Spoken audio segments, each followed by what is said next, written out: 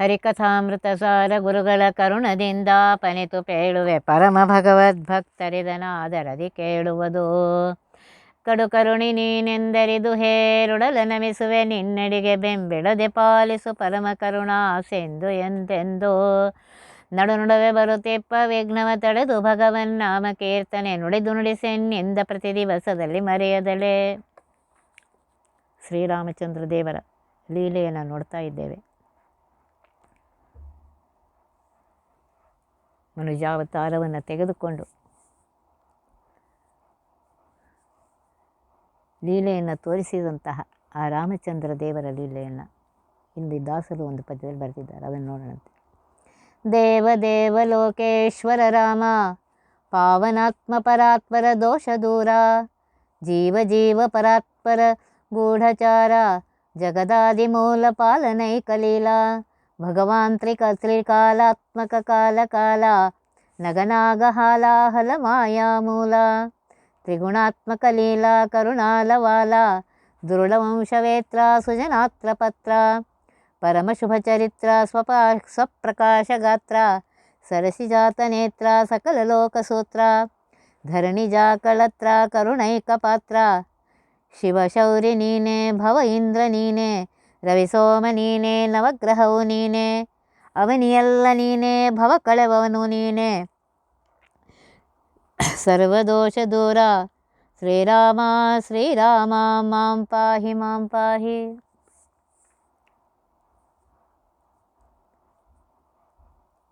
ಹೇಳಿದ್ದೇನೆ, ರಾಮಚಂದ್ರ ದೇವರ ಅವತಾರವನ್ನು ತೆಗೆದುಕೊಂಡದ್ದು ಮನುಷ್ಯರು ಹೇಗಿರಬೇಕು,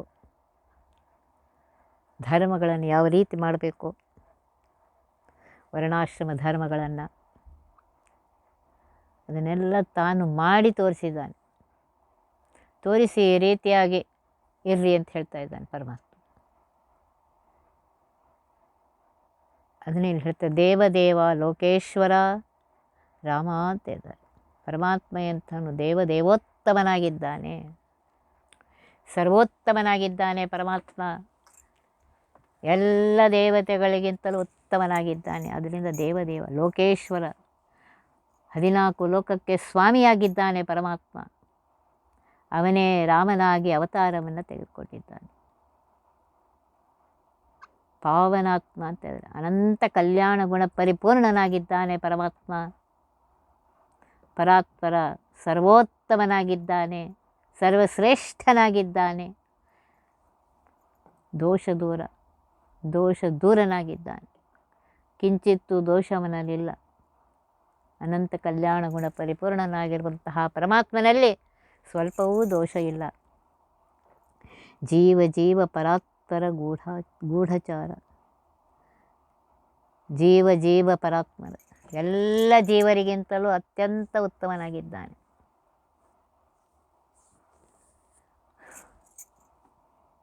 ಸರ್ವೋತ್ತಮನಾಗಿರುವಂತಹ ಪರಮಾತ್ಮ ಎಲ್ಲರಿಗಿಂತಲೂ ಉತ್ತಮನಾಗಿದ್ದಾನೆ. ಪರಾತ್ಪರ ಸರ್ವೋತ್ತಮನಾಗಿದ್ದಾನೆ.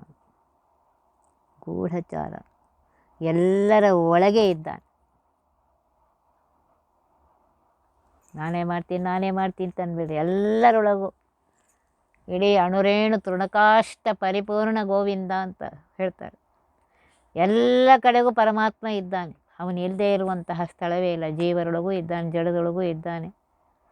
ಮೇಲೆ ಕೆಳಗೆ ಒಳಗೆ ಹೊರಗೆ ಸರ್ವತ್ರದಲ್ಲಿ ಪರಮಾತ್ಮ ವ್ಯಾಪ್ತನಾಗಿದ್ದಾನೆ. ನಮಗೆ ಕಾಣಿಸ್ತಾ ಇಲ್ಲ ಅಂತ ಹೇಳಿ ಅವನಿಲ್ಲ ಅನ್ಬೇಡ್ರಿ. ಗೂಢನಾಗಿ ಯಾರಿಗೂ ತಿಳಿಯದೆ ಸರ್ವತ್ರದಲ್ಲಿ ವ್ಯಾಪ್ತನಾಗಿದ್ದುಕೊಂಡು ಎಲ್ಲವನ್ನು ಮಾಡ್ತಾ ಇದ್ದಾರೆ ಪರಮಾತ್ಮ. ಜಗದಾದಿ ಮೂಲ, ಜಗತ್ತಿಗೆ ಮೂಲ ಕಾರಣ ಇವನೇ. ಸೃಷ್ಟಿ ಸ್ಥಿತಿ ಲಯ ನಿಯಮನ ಜ್ಞಾನ ಅಜ್ಞಾನ ಬಂಧ ಮೋಕ್ಷ ಸರ್ವವೂ ಇವನ ಕೈಯಲ್ಲಿಯೇ ಇದೆ. ಸರ್ವತಂತ್ರ ಸ್ವತಂತ್ರ ಸರ್ವೋತ್ಕೃಷ್ಟ ಸರ್ವಸ್ವಾಮಿ ಇವನೊಬ್ಬನೇ. ಇನ್ನೆಲ್ಲರೂ ಇವನ ಅಧೀನ. ಜಗತ್ತಿಗೆ ಸೃಷ್ಟಿಗೆ ಇವನೇ ಮೂಲ ಕಾರಣನಾಗಿದ್ದಾನೆ. ಪಾಲನೈಕ ಲೀಲಾ, ಜಗತ್ತನ್ನು 14 ಲೋಕದಲ್ಲಿರುವಂತಹ ಜೀವರನ್ನು, ಜಡವನ್ನು ಎಲ್ಲವನ್ನು ಇವನೇ ಪಾಲನೆ ಮಾಡ್ತಾನೆ. ನಮ್ಮ ಕಲ್ಪನೆಗೆ ಮೀರಿದ್ದು ಅವನ ಲೀಲೆ, ನಮ್ಮ ಕಲ್ಪನೆಗೆ ಮೀರಿದ್ದು. ಯಾವ ಮಹಾಲಕ್ಷ್ಮೀ ದೇವಿ ಎಲ್ಲ ಕಾಲಕ್ಕೂ ಪರಮಾತ್ಮನ ಜೊತೆಗೆ ಇರ್ತಾಳೆ, ಆ ಮಹಾಲಕ್ಷ್ಮೀ ದೇವಿ ಹೇಳ್ತಾ ಇದ್ದಾಳೆ, ನೀನು ಅನಂತ ಗುಣ ಸಮುದ್ರ, ನಾನು ಸಣ್ಣ ದೋಣಿಯಲ್ಲಿ ಕೂತ್ಕೊಂಡಿದ್ದೇನೆ ಅಂತ. ನೋಡ್ರಿ, ಅಣು ರೇಣು ತೃಣ ಎಲ್ಲ ಕಡೆಗೂ ಪರಮಾತ್ಮ ವ್ಯಾಪ್ತನಾಗಿದ್ದಾನೆ. ಕ್ರಿಮಿ ಕೀಟ ಎಲ್ಲ 84 ಲಕ್ಷ ಥರದ ಜೀವರಾಶಿಗಳಿವೆ. ಅಷ್ಟೂ ಜೀವರಾಶಿಗಳನ್ನು ನೋಡ್ತಾನೆ. ಅವಕ್ಕೆ ಆಹಾರ ಕೊಡಬೇಕು, ಅವಕ್ಕೆ ಯಾವ ಸ್ಥಾನದಲ್ಲಿ ಇಡಬೇಕು ಎಲ್ಲ ನೋಡ್ತಾನೆ ನೋಡಿ. ಅದಕ್ಕೆ ಹೇಳ್ತಾರೆ, ಇಷ್ಟೆಲ್ಲ ಲೀಲೆ ಪಾಲನೆ, ಇದೆಲ್ಲ ಅವನಿಗೆ ಆಟ ಇದ್ದಂತೆ, ಏನು ಶ್ರಮವೂ ಇಲ್ಲ, ಕಿಂಚಿತ್ ಶ್ರಮ ಇಲ್ಲ. ಜ್ಞಾನಾನಂದ ಸಮುದ್ರನಾಗಿರುವಂತಹ ಪರಮಾತ್ಮ ಇದನ್ನೆಲ್ಲ ಅತ್ಯಂತ ಲೀಲೆಯಿಂದ ಮಾಡ್ತಾ ಇದ್ದ. ನೋಡ್ರಿ ಅವನ ಮಹಿಮೆ ಎಷ್ಟಿರಬೇಕು. ಭಗವಾನ್ ತ್ರಿಕಾಲಾತ್ಮಕ ಕಾಲಕಾಲ ಅಂತ ಇದ್ದಾರೆ. ಭಗವಾನ್ ಸರ್ವೋತ್ತಮನಾಗಿದ್ದಾನೆ, ಪರಮಾತ್ಮ ಸರ್ವೋತ್ಕೃಷ್ಟನಾಗಿದ್ದಾನೆ, ಸರ್ವಸ್ವಾಮಿಯಾಗಿದ್ದಾನೆ, ಎಲ್ಲರಿಗೂ ಸ್ವಾಮಿಯಾಗಿದ್ದಾಳು. ತ್ರಿಕಾಲಾತ್ಮಕ, ಭೂತ ಭವಿಷ್ಯ ವರ್ತಮಾನ ಎಲ್ಲ ಕಾಲದಲ್ಲಿ ಇರುವವನು ಅವನೊಬ್ಬನೇ. ಅವನ ಜೊತೆಗೆ ಮಹಾಲಕ್ಷ್ಮಿ. ಇನ್ನು ಉಳಿದವ್ರು ಯಾರು ಎಲ್ಲ ಕಾಲದಲ್ಲಿ ಇರೋದಿಲ್ಲ. ಅವನೊಬ್ಬನೇ ತ್ರಿಕಾಲದಲ್ಲಿ ಇರುವವನು.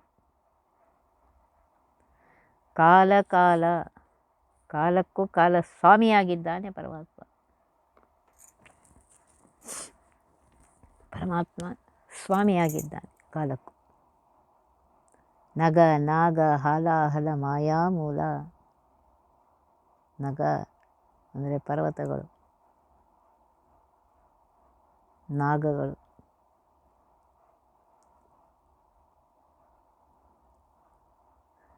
ಆ ವಿಷ ನಾಶವನ್ನು ಹಾಲಾಹಲ ನೋಡ್ರಿ, ಆ ಹಾವುಗಳ ವಿಷ ಹೇಗಿದೆ ಅಂದರೆ ಮಹಾ ಇದೆ. ಆ ವಿಷವನ್ನು ಇದೇನು ಹೇಳಬೇಕಾಗಿದೆ ಅಂದರೆ, ಪರ್ವತ, ನಾಗ ಹಾಗೂ ದುಷ್ಟರ ವಿಷದಂತಿರುವ ಆ ವಿಷವನ್ನು ನಾಶ ಮಾಡುವನು ಪರಮಾತ್ಮ.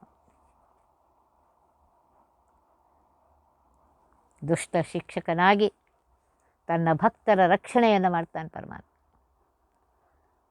ಅಂತಹ ಅಪರಂಪಾರ ಲೀಲೆ ಉಳ್ಳಂತಹವನು ಪರಮಾತ್ಮ. ತ್ರಿಗುಣಾತ್ಮಕ ಲೀಲಾ, ಸತ್ವ ರಜ ತಮೋ ಗುಣಗಳಿಂದ ಕೂಡಿದಿರುವಂತಹ ಈ ಜಗತ್ತನ್ನು ಸೃಷ್ಟಿ ಮಾಡುವವನು ಅವನೇ. ಆ 3 ಗುಣದಿಂದ ಕೂಡಿದಂತಹ ಜೀವಗಳನ್ನು ರಕ್ಷಣೆ ಮಾಡುವವನು ಅವನೇ. ಮತ್ತು ಈ ಜಗವನ್ನು ಪ್ರಳಯ ಕಾಲ ನುಂಗು ಹಾಕೋನು ಅವನೇ. ಇದೆಲ್ಲ ಅವನಿಗೆ ಲೀಲೆ. ಸೃಷ್ಟಿ ಸ್ಥಿತಿ ಲಯ ನಿಯಮನ ಜ್ಞಾನ ಅಜ್ಞಾನ ಬಂಧ ಮೋಕ್ಷ ಸರ್ವವೂ ಅವನ ಕೈಯಲ್ಲಿದೆ. ಇದೆಲ್ಲ ಅವನಿಗೆ ಲೀಲೆಯಂತೆ ಇದೆ. ಅವನ ಮಹಿಮೆ ಎಷ್ಟಿರ್ಬೇಕು ಲೆಕ್ಕ ಹಾಕಿ. ಒಂದಲ್ಲ ಎರಡಲ್ಲ ಅನಂತ ಜೀವರಾಶಿಗಳು. ಆ ಅನಂತ ಜೀವರಾಶಿಗಳ ಒಳಗೂ ವ್ಯಾಪ್ತನಾಗಿದ್ದಾನೆ, ಹೊರಗೂ ಇದ್ದಾನೆ. ಎಲ್ಲ ದೇಶದಲ್ಲಿ ವ್ಯಾಪ್ತನಾಗಿದ್ದಾನೆ, ಎಲ್ಲ ಕಾಲದಲ್ಲಿ ವ್ಯಾಪ್ತನಾಗಿದ್ದಾನೆ. ಆಯಾ ಜೀವರ ಯೋಗ್ಯತಾ ನೋಡಬೇಕು, ಅವರ ಕರ್ಮ ನೋಡಬೇಕು, ಅನಾದಿ ಕರ್ಮ ನೋಡಬೇಕು, ಅವರು ಮಾಡುವ ಪ್ರಯತ್ನ ನೋಡಬೇಕು, ಅದಕ್ಕನುಸಾರವಾಗಿ ಮಾಡಬೇಕು. ಎಲ್ಲರಿಗೂ ಒಬ್ಬರಲ್ಲ ಇಬ್ಬರಲ್ಲ 84 ಲಕ್ಷ ಯೋನಿಗಳು. ಎಷ್ಟಿರಬೇಕು ನೋಡ್ರಿ ಅವನ ಮಹಿಮಾ. ಯಾವ ಮಹಾಲಕ್ಷ್ಮೀ ದೇವಿ ಎಲ್ಲ ಕಾಲಕ್ಕೂ ಪರಮಾತ್ಮನ ಜೊತೆಗೇ ಇರ್ತಾಳೆಯೋ ಅವಳು ಹೇಳ್ತಾಳೆ, ಪರಮಾತ್ಮ ನಿನ್ನ ಅನಂತ ಗುಣ ಸಮುದ್ರದ ಮಧ್ಯದಲ್ಲಿ ನಾನು ಸಣ್ಣ ದೋಣಿಯಲ್ಲಿದ್ದೇನೆ ಅಂತ. ನೋಡ್ರಿ, ಯಾವ ಮಹಾಲಕ್ಷ್ಮೀ ದೇವಿ ಪರಮಾತ್ಮನ ಜೊತೆಗೇ ಯಾವಾಗಲೂ ಇರ್ತಾಳೆ, ಅವಳು ಹೇಳ್ತಾ ಇದ್ದಾಳೆ. ಅಂತಹ ಮಹಾಮಹಿಮನಾಗಿದ್ದಾನೆ ಪರಮಾತ್ಮ. ಇಷ್ಟೆಲ್ಲವನ್ನು ಸೃಷ್ಟಿ ಸ್ಥಿತಿ ಇಲ್ಲ, ಇದೆಲ್ಲವನಿಗೆ ಲೀಲೆ ಇದ್ದಂತೆ. ಕರುಣಾಲವಾಲ ಇಷ್ಟೆಲ್ಲ ಯಾಕೆ ಮಾಡ್ತಾ ಇದ್ದಾನೆ ಅಂದರೆ ಕರುಣಾ ಸಮುದ್ರನಾಗಿದ್ದಾನೆ. ನಮಗೆ ಸೃಷ್ಟಿಗೆ ತಂದು ನಮ್ಮನ್ನು ರಕ್ಷಣೆ ಮಾಡಿ ನಮಗೆ ಅನುಗ್ರಹ ಮಾಡೋದಕ್ಕೋಸ್ಕರ ಇಷ್ಟೆಲ್ಲ ಮಾಡ್ತಾ ಇದ್ದಾನೆ ಪರಮಾತ್ಮ. ಅಂತಹ ಪರಮಾತ್ಮನ ಧ್ಯಾನವನ್ನು ಮಾಡು, ಅವನ ಸ್ಮರಣೆಯನ್ನು ಮಾಡು, ಅವನ ಉಪಕಾರ ಸ್ಮರಣೆ ಪ್ರತಿ ಕ್ಷಣಕ್ಕೂ ಮಾಡು. ಅದಕ್ಕೆ ಪ್ರತಿ ಕ್ಷಣಕ್ಕೆ ಅವನು ನೆನೆಸು. ಮಾನವ ಜನ್ಮ ಬಂದಿದೆ ಪರಮಾತ್ಮ ನಿನ್ನ ಅನುಗ್ರಹದಿಂದ. ತಿನ್ನಲಿಕ್ಕೆ ಆಹಾರ ಸಿಗ್ತಾ ಇದೆ ಪರಮಾತ್ಮ ನಿನ್ನ ಅನುಗ್ರಹದಿಂದ. ಇರಲಿಕ್ಕೆ ಮನೆ ಇದೆ ಪರಮಾತ್ಮ ನಿನ್ನ ಅನುಗ್ರಹದಿಂದ. ಬಂದು ಬಳಗದವರ ಜೊತೆ ಚೆನ್ನಾಗಿದ್ದೇನೆ ಪರಮಾತ್ಮ, ಅದು ನಿನ್ನ ಅನುಗ್ರಹದಿಂದ. ಕರುಣಾ ಸಮುದ್ರನಾಗಿರುವಂತಹ ಪರಮಾತ್ಮ ನಿನ್ನ ಅನುಗ್ರಹದಿಂದ ಇದೆಲ್ಲ ಆಗ್ತಾ ಇದೆ ಪರಮಾತ್ಮ ಅಂಥೇಳಿ ಪ್ರತಿ ಕ್ಷಣಕ್ಕೆ ಅವನು ನೆನೆಸೋ. ದುರುಳ ವಂಶವೇತ್ರ ಸುಜನಾತ್ತ ಪತ್ರ. ದುರುಳರಾಗಿರುವಂತಹ ರಾಕ್ಷಸರನ್ನು ಸಮೂಲಾಗ್ರವಾಗಿ ನಾಶ ಮಾಡ್ತಾನೆ ಪರಮಾತ್ಮ. ಸುಜನರನ್ನು ರಕ್ಷಣೆ ಮಾಡ್ತಾನೆ ಪರಮಾತ್ಮ. ದುಷ್ಟ ಶಿಕ್ಷಕ, ಸಜ್ಜನ ರಕ್ಷಕನಾಗಿದ್ದಾನೆ ಪರಮಾತ್ಮ.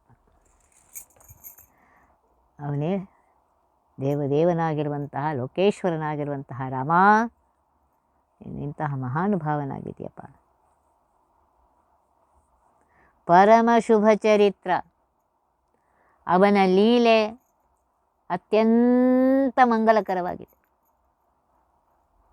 ಪರಮ ಶುಭ ಅಂತ ಇದ್ದಾರೆ. ಅತ್ಯಂತ ಮಂಗಲಕರವಾಗಿದೆ. ಯಾರು ಅವನ ಸ್ಮರಣೆಯನ್ನು ಮಾಡ್ತಾರೆ, ಅವನ ಲೀಲೆಯನ್ನು ಕೊಂಡಾಡ್ತಾರೆ, ಅವರಿಗೂ ಪರಮ ಮಂಗಲವನ್ನು ತಂದುಕೊಡ್ತಾನೆ ಪರಮಾತ್ಮ. ಸ್ವಪ್ರಕಾಶ ಗಾತ್ರ. ಅವನ ಶರೀರ ಹೇಗಿದೆ ಅಂದರೆ ಸ್ವಪ್ರಕಾಶ ಗಾತ್ರ ಅಂತೇಳಿ. ಯಾರೂ ಅದನ್ನು ಸೃಷ್ಟಿ ಮಾಡಿಲ್ಲ. ಅನಂತ ಕಲ್ಯಾಣ ಗುಣ ಪರಿಪೂರ್ಣನಾಗಿರುವಂತಹ ಪರಮಾತ್ಮ, ಅನಂತ ಕೋಟಿ ಸೂರ್ಯಪ್ರಕಾಶನಾಗಿರುವಂತಹ ಪರಮಾತ್ಮ, ಅವನ ದೇಹವನ್ನು ಯಾರೂ ಸೃಷ್ಟಿ ಮಾಡಿಲ್ಲ.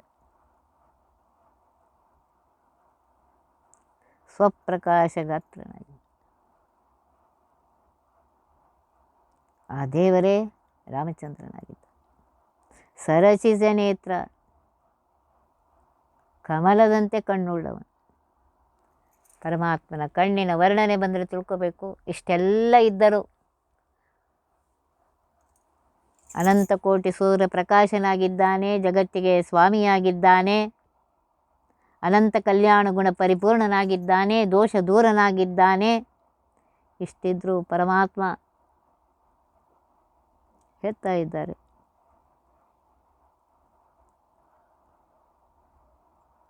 ಕರುಣಾಲವಾಲ, ಬಹಳಷ್ಟು ಕರುಣೆ ಮಾಡ್ತಾನೆ.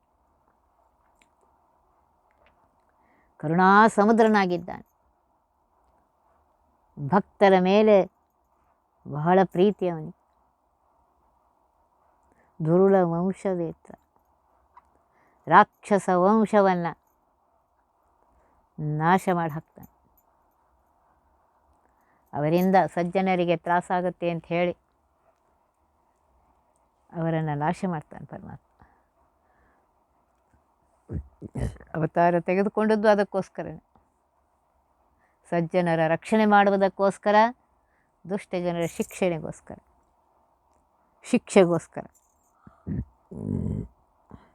ಸುಜನಾತ ಪತ್ರ. ಸಜ್ಜನರನ್ನು ಕರುಣೆಯಿಂದ ರಕ್ಷಣೆ ಮಾಡ್ತಾನೆ, ಪ್ರೀತಿಯಿಂದ ರಕ್ಷಣೆ ಮಾಡ್ತಾನೆ. ಪರಮ ಶುಭ ಚರಿತ್ರ. ಒಂದು ಯಾವುದೇ ಅವತಾರ ತಗೊಳ್ರಿ, ಯಾವುದೇ ಲೀಲೆ ತಗೊಳ್ರಿ, ಅತ್ಯಂತ ಮಂಗಲಕರವಾಗಿದೆ, ದೋಷ ದೂರವಾಗಿದೆ. ಪರಮ ಶುಭ ಅಂತ ಇದೆ. ಆ ಲೀಲೆ ನಮಗೆ ಅತ್ಯಂತ ಮಂಗಲಕರವಾಗಿದೆ, ನಮಗೂ ಮಂಗಲವನ್ನು ತಂದುಕೊಡುತ್ತೆ. ಸ್ವಪ್ರಕಾಶ ಗಾತ್ರ. ಅನಂತ ಕೋಟಿ ಪ್ರಕಾಶನಾಗಿರುವಂತಹ ಪರಮಾತ್ಮ ಸ್ವಪ್ರಕಾಶ ಅಂತ ಇದೆ. ಗಾತ್ರ ದೇಹ. ಅವನ ದೇಹ ಹೇಗಿದೆ ಅಂದರೆ ಅನಂತ ಕೋಟಿ ಸೂರ್ಯಪ್ರಕಾಶವಾಗಿದೆ. ಅವನು ನಮ್ಗೆ ದರ್ಶನ ಕೊಡಬೇಕಾದ್ರೆ ನಮ್ಮ ಕಣ್ಣಿನಿಗೆ ಶಕ್ತಿಯನ್ನು ಕೊಟ್ಟು ಅಷ್ಟೇ ಪ್ರಕಾಶ ಇಟ್ಕೊಂಡು ನಮ್ಗೆ ತೋರಿಸ್ಬೇಕು. ಇಲ್ಲೇ ನಾನು ಒಂದೇ ಈ ಸೂರ್ಯನ ನಮ್ಗೆ ನೋಡ್ಲಿಕ್ಕೆ ಆಗಲ್ಲ. ಮಧ್ಯಾಹ್ನ ಸೂರ್ಯನ ನೋಡೋಕ್ಕಾಗ್ತದ? ತಾನೇ ಕಣ್ಣು ಮುಚ್ಚಿಬಿಡ್ತದೆ. ಮಧ್ಯಾಹ್ನ ಸೂರ್ಯನ, ಬೆಳಗಿನ ಸೂರ್ಯನು ತಾನೇ ಕಣ್ಣು ಮುಚ್ತದೆ ಇಲ್ಲ. ಹಾಗೆ ಅನಂತ ಕೋಟಿ ಸೂರ್ಯಪ್ರಕಾಶನಾಗಿರುವಂತಹ ಪರಮಾತ್ಮನ ನಮ್ಗೆ ನೋಡಲಿಕ್ಕಾಗ್ತದೇನ? ಅವನೇ ನಮ್ಮ ಮೇಲೆ ಅನುಗ್ರಹ ಮಾಡಿ ದರ್ಶನ ಕೊಟ್ಟರೆ ಉಂಟು, ಇಲ್ಲದಿದ್ರೆ ಇಲ್ಲ.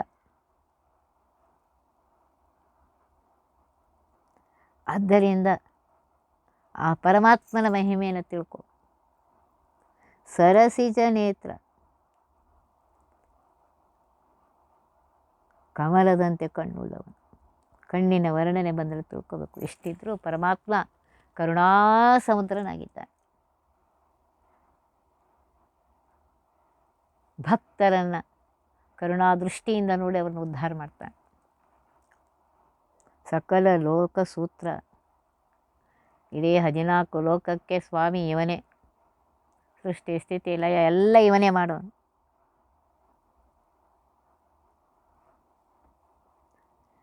ಧರಣಿಜ ಕಳತ್ರ, ಭೂದೇವಿಯ ಮಗಳಾಗಿರುವಂತಹ ಭೂದೇವಿ ಹುಟ್ಟಿರುವಂತಹ ಸೀತಾದೇವಿಯ ಸ್ವಾಮಿಯಾಗಿದ್ದಾನೆ. ಕರುಣೈಕ ಪಾತ್ರ, ಕರುಣಾ ಸಮುದ್ರನಾಗಿದ್ದಾನೆ. ಇವನೊಬ್ಬನೇ ಕರುಣಾ ಸಮುದ್ರ, ಮತ್ತಾರೂ ಇಲ್ಲ. ಅದಕ್ಕೆ ಕರುಣೈಕ ಪಾತ್ರ ಅಂತ ಇದೆ. ಕರುಣಾ ಸಮುದ್ರನಾಗಿರುವಂತಹ ಪರಮಾತ್ಮ, ದೇವೋತ್ತಮನಾಗಿರುವಂತಹ ಪರಮಾತ್ಮ ರಾಮಚಂದ್ರ, ಅವನ ಸ್ಮರಣೆ ಮಾಡಿರಿ, ಅವನು ನಮ್ಗೆ ಅನುಗ್ರಹ ಮಾಡ್ತಾನೆ. ಶಿವ ಶೌರ್ಯ ನೀನೆ, ಭವ ಇಂದ್ರ ನೀನೆ, ರವಿ ಸೋಮ ನೀನೆ, ನವಗ್ರಹವು ನೀನೆ, ಅವನಿಯೆಲ್ಲ ನೀನೆ, ಭವ ಕಳವವನು ನೀನೆ. ನೋಡ್ರಿ, ಶಿವನಲ್ಲಿ ಇದ್ದು ಶಿವನಿಗೆ ಆ ಶಕ್ತಿ ಕೊಟ್ಟವನು ನೀನೇನಪ್ಪ.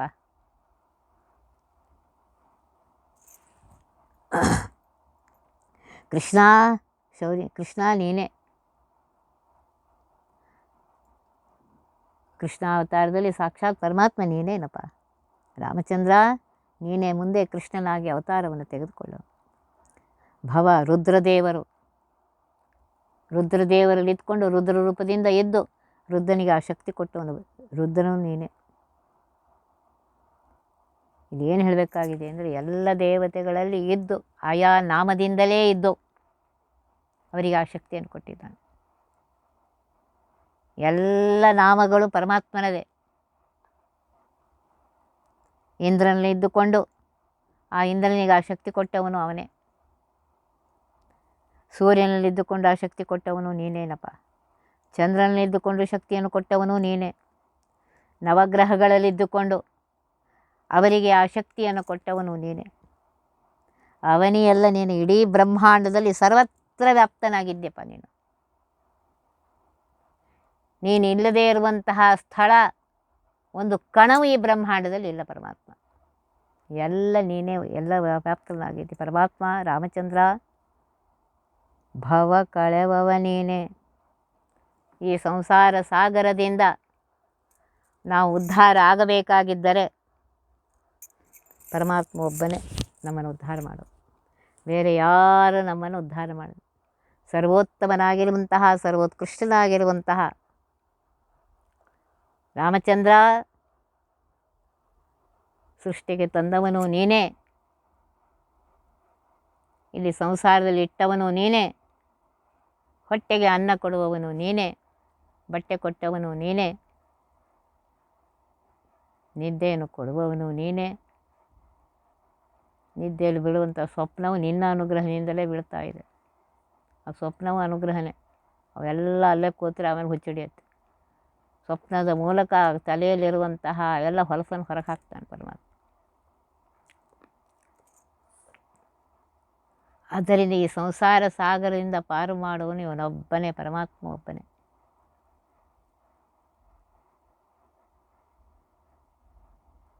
ಇಡೀ ಬ್ರಹ್ಮಾಂಡದಲ್ಲಿ ಸರ್ವತ್ರ ಅವನಿಯೆಲ್ಲ ನೀನೇ ಅಂದರೆ ಇಡೀ ಬ್ರಹ್ಮಾಂಡದಲ್ಲಿ, ಇಡೀ ಭೂಮಿಯಲ್ಲಿ, ಬ್ರಹ್ಮಾಂಡದಲ್ಲಿ ಸರ್ವತ್ರ ವ್ಯಾಪ್ತ ಇವನೇ ಆಗಿದ್ದಾನೆ. ನೋಡ್ರಿ ಎಷ್ಟಿರ್ಬೇಕು. 84 ಲಕ್ಷ ಯೋನಿಗಳಿವೆ. ಅದರಲ್ಲಿ ಲಕ್ಷಾವಧಿ ಜೀವಿಗಳು. ಇಷ್ಟನ್ನೆಲ್ಲ ಪರಮಾತ್ಮ ನೋಡ್ತಾನೆ ನೋಡಿ. 14 ಲೋಕದಲ್ಲಿ ಎಲ್ಲ ಜೀವಿಗಳು ಇವೆ, ಅವನ್ನೆಲ್ಲ ನೋಡ್ತಾನೆ ಪರಮಾತ್ಮ. ಯಾರಿಗೆ ಯಾವ ಸ್ಥಳದಲ್ಲಿಡಬೇಕು, ಯಾರಿಗೆ ಎಷ್ಟು ಆಹಾರ ಕೊಡಬೇಕು, ಯಾವಾಗ ಕೊಡಬೇಕು, ಯಾರು ತಂದೆ ತಾಯಿಗಳಾಗಬೇಕು, ಯಾರು ಮಕ್ಕಳಾಗಬೇಕು, ಎಲ್ಲ ಲೆಕ್ಕ ಇದೆ. ನಮ್ಮ ಕಲ್ಪನೆಗೆ ಮೀರಿದ್ದು ಆ ಪರಮಾತ್ಮನ ಮಹಾಮಹಿಮೆ. ಆದ್ದರಿಂದ ದೇವೋತ್ತಮನಾಗಿರುವಂತಹ ಸರ್ವಲೋಕಸ್ವಾಮಿಯಾಗಿರುವಂತಹ ರಾಮ, ನಮ್ಮನ್ನು ರಕ್ಷಣೆ ಮಾಡು, ನಮ್ಮ ಮೇಲೆ ಅನುಗ್ರಹ ಮಾಡು.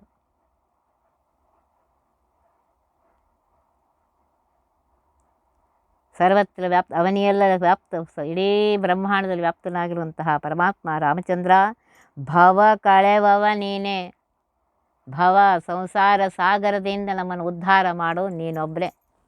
ಇನ್ಯಾರು ನಮ್ಮನ್ನು ಈ ಸಂಸಾರ ಸಾಗರದಿಂದ ಉದ್ಧಾರ ಮಾಡೋದಿಲ್ಲ. ಆದ್ದರಿಂದ ಪರಮಾತ್ಮ, ನಿನಗೆ ಪ್ರಾರ್ಥನೆ ಮಾಡ್ಕೋತೀನಿ, ದೇವೋತ್ತಮನಾಗಿರುವಂತಹ ಸರ್ವೋತ್ತಮನಾಗಿರುವಂತಹ ಸರ್ವಸ್ವಾಮಿಯಾಗಿರುವಂತಹ ರಾಮಚಂದ್ರ, ನನ್ನ ಮೇಲೆ ಅನುಗ್ರಹವನ್ನು ಮಾಡು.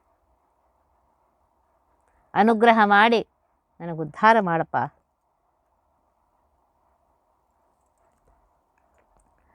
ಹೇಳ್ತ ಶ್ರೀರಮಾಪತಿಯಾಗಿರುವಂತಹ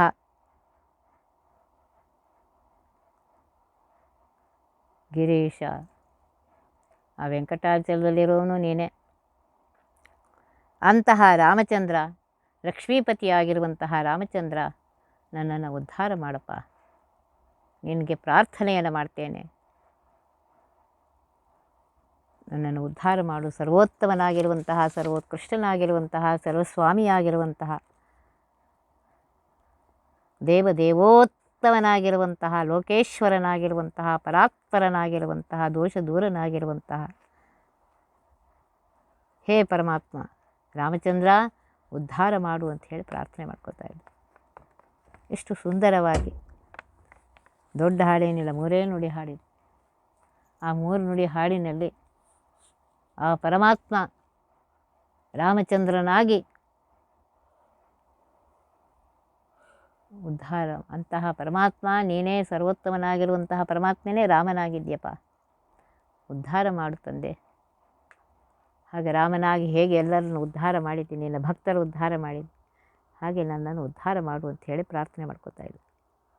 ಒಂದೊಂದು ಪದ್ಯದಲ್ಲಿ ಆ ಪರಮಾತ್ಮನ ಮಹಿಮೆಯನ್ನು ಅಷ್ಟು ಹೇಳ್ತಾ ಇದ್ದಾರೆ. ಆದ್ದರಿಂದ ಆ ಮಂತ್ರ ಈ ಮಂತ್ರ ಜಪಿಸಿನಿ ಕೆಡಬೇಡ ಸೋಮಶೇಖರ ತನ್ನ ಭಾಮೆಗೆ ಪೇಳಿದ ಮಂತ್ರ ರಾಮ ಮಂತ್ರವ ಜಪಿಸೋ ಹೇ ಮನುಜ. ಹೇ ಮನುಷ್ಯ, ಪರಮಾತ್ಮ ನಾಲಿಗೆಯನ್ನು ಕೊಟ್ಟಿದ್ದಾನೆ, ಹಾಳು ಹರಟೆಯನ್ನು ಹೊಡೆಯದೆ ಕೂತಾಗ ನಿಂತಾಗ ಎದ್ದಾಗ ಮಲಗಿದಾಗ ಪ್ರತಿ ಕ್ಷಣಕ್ಕೆ ಆ ಪರಮಾತ್ಮನ ರಾಮ ರಾಮ ಅಂತ ನೆನೆಸು.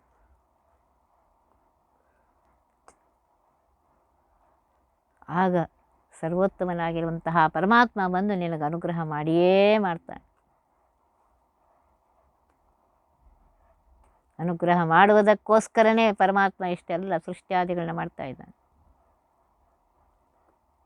84 ಲಕ್ಷ ಯೋನಿ ದಾಟಿ ಬಂದಿರುವಂತಹ ಈ ಮನುಷ್ಯ ಜನ್ಮ ಬಂದಾಗಲೂ, ಪರಮಾತ್ಮ ನಾಲಿಗೆಯನ್ನು ಕೊಟ್ಟಾಗಲೂ ಆ ರಾಮನನ್ನು ನೆನೆಸ್ತಾ ಇದ್ರೆ ಪರಮಾತ್ಮ ಏನು ಮಾಡ್ಬೇಕಾರೆ? ಮತ್ತು ವಾಪಸ್ ಆ ಕಡೆ ಹೋದರೆ ಮತ್ತೆ ಮುಗೀತು ಅವತಾರ. ಆದ್ದರಿಂದ ಆ ದೇವೋತ್ತಮನಾಗಿರುವಂತಹ ಸರ್ವೋತ್ತಮನಾಗಿರುವಂತಹ ಸರ್ವಸ್ವಾಮಿಯಾಗಿರುವಂತಹ ಸೀತಾಪತಿಯಾಗಿರುವಂತಹ ರಾಮದೇವರನ್ನು, ಕರುಣಾಸಮುದ್ರನಾಗಿರುವಂತಹ ದೋಷ ದೂರನಾಗಿರುವಂತಹ ರಾಮದೇವರನ್ನು ಯಾವಾಗಲೂ ಸ್ಮರಣೆ ಮಾಡ್ತಾರೆ.